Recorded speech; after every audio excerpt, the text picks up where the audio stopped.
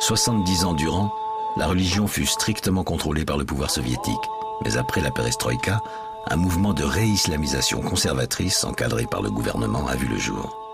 Il permettait en effet de redécouvrir le patrimoine, de se réapproprier la culture historique du pays, d'effectuer une reconquête du passé. L'islam est ainsi devenu une composante de l'idée nationale et du nationalisme, permettant notamment aux gouvernants de prendre certaines distances vis-à-vis de l'ancienne puissance dominante.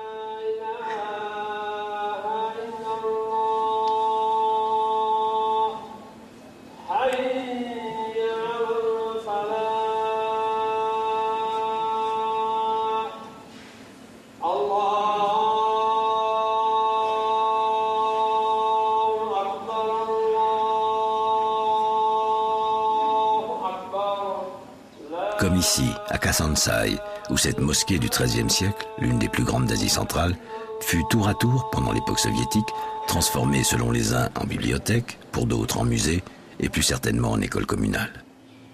D'origine, il ne reste que les portes. Pourtant, elles rivalisent de détails architecturaux, un complexe religieux à couper le souffle. La foi déplace des montagnes, dit le proverbe. Cette mosquée fut restaurée en un temps record par tous les villages et hameaux des alentours. Chaque fidèle y apporte à sa pierre. Maintenant, elle peut accueillir en prière jusqu'à 8000 âmes sur 2 étages. Les décors traditionnels du Fergana, un art en pleine renaissance, ornent chaque centimètre carré de couleurs et de sculptures raffinées.